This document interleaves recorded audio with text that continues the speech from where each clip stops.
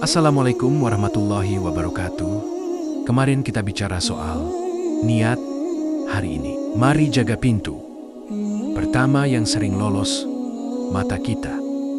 Allah berfirman, katakanlah kepada orang mukmin laki-laki, hendaklah mereka menahan pandangannya.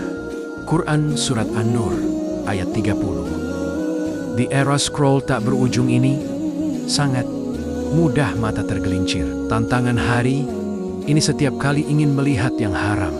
Ingatkan diri ini bukan untuk mataku, ini untuk hatiku yang sedang dibersihkan. Puasa bukan hanya perut, tapi juga pandangan. Mari kita coba hari ini. Ya Allah, jagalah pandangan kami. Amin. Wassalamualaikum warahmatullahi wabarakatuh.